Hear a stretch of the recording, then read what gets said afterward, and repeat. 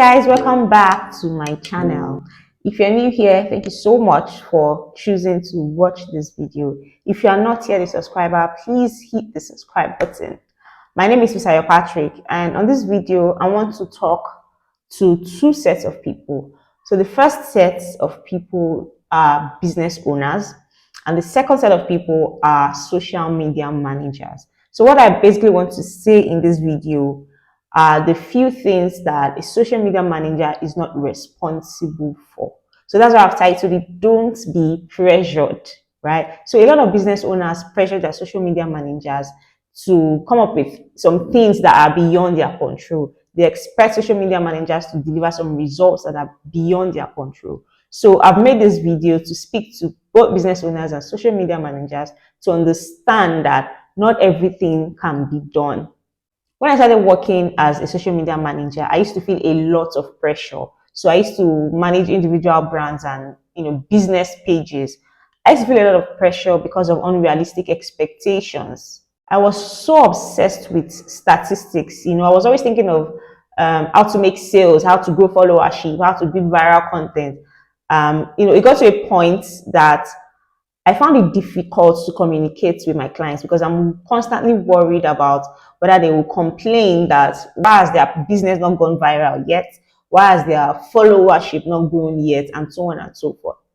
And it got so bad that I started to turn down people's requests to manage their pages. I would literally tell prospects that I'm not managing their pages.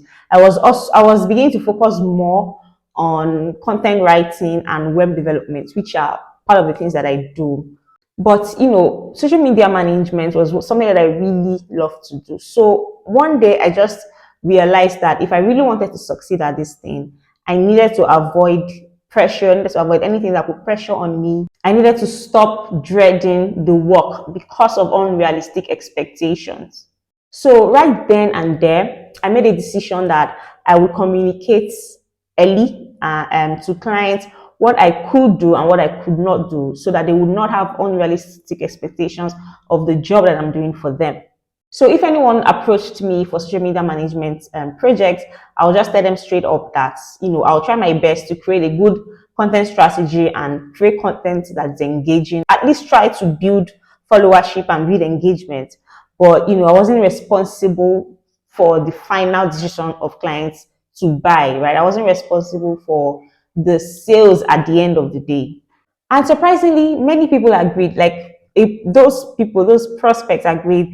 And a few of them even said that what they really wanted was brand awareness, that they didn't expect that their business would start making money right off the bat. So many people said they just want to be on social media. They want people to see them on social media. They wanted to just put their businesses out there, and we're able to connect on that level.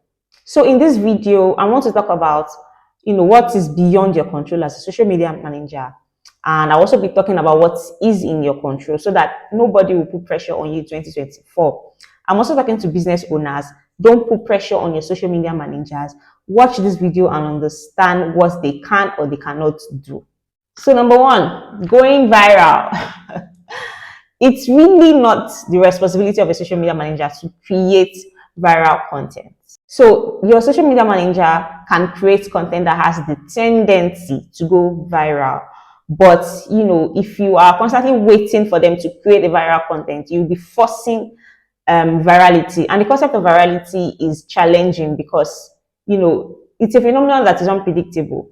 It depends on a combination of factors. So it depends on timing, it depends on the audience, it depends on external trends, right? It's not magic. It can work, but it's not something that you force. So like I said, they can create content that has tendency to go viral, but they cannot force virality, right? They cannot see. So for instance, a content went viral on someone else's page, and then you share the link to your social media manager expecting them to create that same content or create a similar content to go viral. It's not going to happen. Like I said, it is an unpredictable phenomenon, and it is based on so many factors.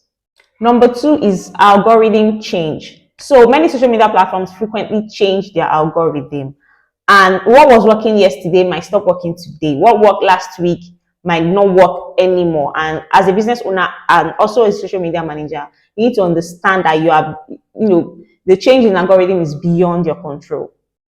As a social media manager now, the best bet for you is to create content with good quality, good images, good videos, great captions, content that is engaging, not focusing on what is changing or what is not changing. And of course, you want to stay on top of algorithm change, right? So you want to study platforms, you want to study Instagram, you want to study TikTok. And the thing about it is these platforms actually let us know the changes in the algorithms. They talk about what has happened, what's happening, what the algorithm is favoring and not. For instance, when Instagram Reels came out, we were aware, we were all told that Reels will make your Instagram page skyrocket, and a lot of people were able to stick to that. So imagine your social media manager trying to work against that. It's not going to give you the results that you want.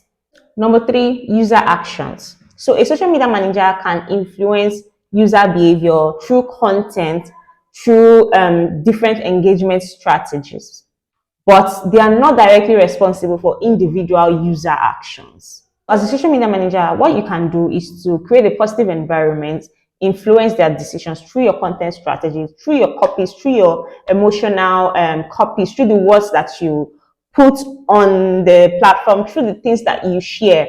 But the final decision to buy, rests upon the user. So if nobody is buying, you can change strategy. You can, begin to change your engagement strategy, change your content strategy. But if people still are not buying, maybe check with the business owner. Maybe something is intrinsically wrong with the product or the service, right? But you are not responsible for the final decision to buy. Number 4 is negative comments. So negative comments that people will post is really beyond your control. You are not responsible for the toxic traits of other people. Even if you're a community manager, you cannot prevent all the negative comments. You can address inappropriate content. You can even remove people from your group. You can delete negative comments, but you have no control of what other people will publish. So stop putting pressure on yourself. So business owners, stop putting pressure on your social media managers, right? Don't have unrealistic expectations. It sort of builds, can I say, tension. It sort of makes the social media manager want to go above board to do things. And sometimes going above board is not the right response. So what you should do as a business owner is to understand how social media works, so that when your social media manager is, whatever they are doing, you get to flow with them, you understand what they are doing. And as a social media manager, it is important that you also evolve your skill, build your skill to get better, so that even though you might not be able to do everything, you can do some things. You can do things that will translate into positive results for your, whoever hired you. So that's all I have to share on this topic.